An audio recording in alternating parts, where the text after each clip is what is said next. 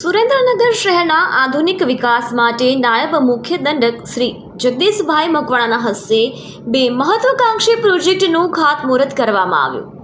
વઢવાણ ભોગાવો નદીના કાંઠે બસ સ્ટેન્ડથી ગેબન્સા પીર સુધીના 3 કિલોમીટર લાંબા રિવરફ્રન્ટ ફેઝ 3ની કામગીરી ₹56 કરોડના ખર્ચે શરૂ કરવામાં આવી છે, જે શહેરની શોભામાં વધારો કરશે। આ સાથે જ શહેરના સામાજિક અને સાંસ્કૃતિક કેન્દ્ર સમાન રંભાબેન ટાઉન હોલને પણ ₹8 કરોડના ખર્ચે અદ્યતન સુવિધાઓથી સજ્જ કરવામાં આવશે।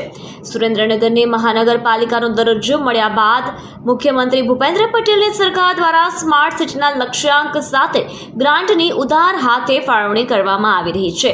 આ પ્રસંગે શહેરના અગ્રણીઓ, કોર્પોરેટરો અને મ્યુનિસિપલ કમિશનર સહિતના અધિકારીઓ ઉપસ્થિત રહ્યા હતા।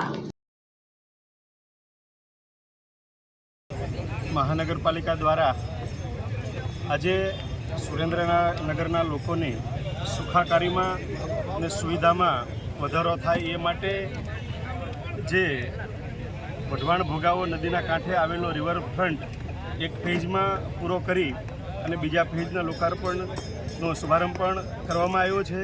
સાથે સાથે ત્રીજા ફેઝ કે જે બસ સ્ટેન્ડ પાછળના ભાગથી શરૂ કરી અને ગેબન્સા પીર સુધી એટલે કે આશરે 3 કિલોમીટર સુધીનો રિવરફ્રન્ટ 56 કરોડના ખર્ચે જે બનવાનો છે એ કામનું આજે ભૂમિપૂજન થયું છે।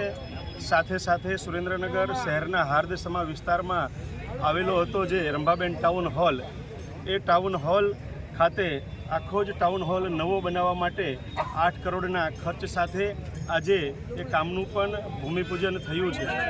સુરેન્દ્રનગર મહાનગરપાલિકા બન્યા પછી ગુજરાત રાજ્યના માનનીય મુખ્યમંત્રી શ્રી ભૂપેન્દ્રભાઈ પટેલ સાહેબની સરકાર દ્વારા કરોડો રૂપિયા આ શહેરના વિકાસ માટે, આ શહેરના લોકોને સારી સુવિધા અને સગવડતા પ્રાપ્ત થાય એ માટે મળ્યા છે। એના ભાગરૂપે આજે આ ટાઉન હોલ એનું પણ ભૂમિપૂજન અને રિવરફ્રન્ટના ત્રીજા ફેઝનું પણ ભૂમિપૂજન થયું છે, જેમાં અમારા જિલ્લા ભારતીય જનતા પાર્ટીના અધ્યક્ષ ભાઈ શ્રી હાર્દિકભાઈ કમાલિયા, બંને ડેપ્યુટી મ્યુનિસિપલ કમિશનર ભાઈ શ્રી રવિકાંતભાઈ પટેલ અને ગૌરાંગભાઈ મકવાણા અને ચૂંટાયેલા અમારા 51 કોર્પોરેટરે ઉપસ્થિત રહી અને શહેરના વિવિધ સમાજના અગ્રણીઓ ઉપસ્થિત રહી અને આ કાર્યક્રમને દીપાયો છે।